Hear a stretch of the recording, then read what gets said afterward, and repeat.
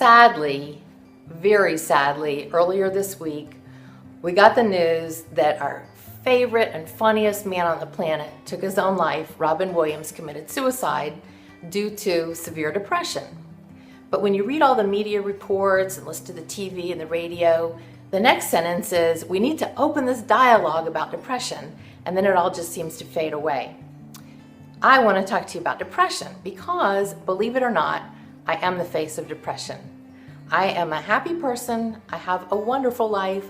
I couldn't ask for anything more, but this damn disease has plagued me as far back as I can remember, and I've had to learn how to deal with it and learn how to manage it. Interestingly, in the medical journals, on the healthcare websites, it gives you 5 classic symptoms of depression. Loss of interest and pleasure in normal activities. Not me. Decreased concentration and ability to focus. Not me. Insomnia, early morning wakefulness, excessive sleeping. Hey, we all do all 3 of those things. Overeating or appetite loss. Not me, unless there's a good chocolate cake, I'll have an extra piece. And suicidal thoughts and attempting suicide. Fortunately, I have never gone to that dark place, but I can understand why Robin Williams did, because the pain that comes with depression is so severe. You want the pain to die. You don't want to die. And unfortunately, he felt the only way to find peace was to take his own life. But all that being said, I think there's the other side of depression. I don't meet any of the criteria for these classic symptoms. I have what I refer to as the funny depression, because I can go out with anywhere, anytime, do anything with anyone, and no matter what I do, there's this black cloud that just hovers over me if I'm feeling depressed. And I can function at a very high level, but it's not noticeable. And I kind of think that's what Robin Williams was experiencing in his life.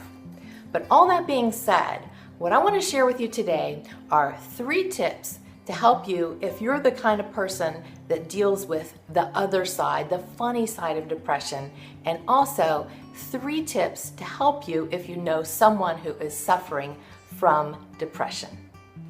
What do you do if you do suffer from the other depression like me? Here's 3 tips to help you out. 1 is you've got to get medical help. You're going to go to a doctor, you want to get mental health counseling, and you want to get on medication, an antidepressant.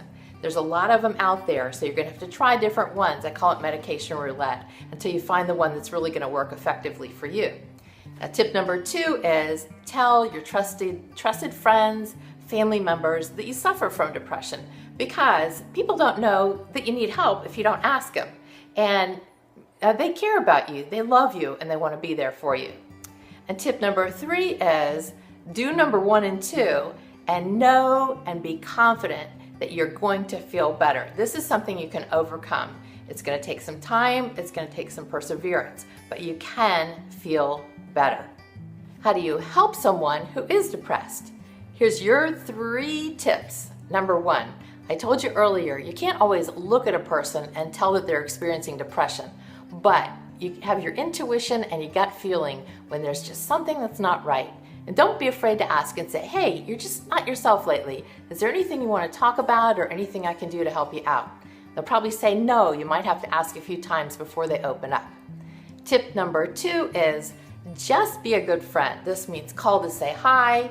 Do you want to meet for lunch? Can I bring over dinner? Can I just come over and keep you company? You want to watch a movie together? It's these little things that really mean a whole lot to someone who's experiencing depression, and it really gives them a boost and sort of the impetus to keep moving forward until they can find the right answers. And tip number 3 is, if you know someone who's depressed and they haven't yet sought medical attention, you be the one to take the initiative. You make the doctor's appointment, even take them to the appointment. And be there after the doctor does the exam and when he's talking to the person and telling them next steps. You be the one to be the good ears and take the initiative for the next step to happen so they can get on the road to recovery. I hope this really helps in clearing up a lot of things about depression and gives you a lot of good tips that you can use whether you're experiencing depression or you know someone who is, because it's definitely not a dead end and you can have your life back and have a happy, wonderful, and fulfilling life. I'll see you next time.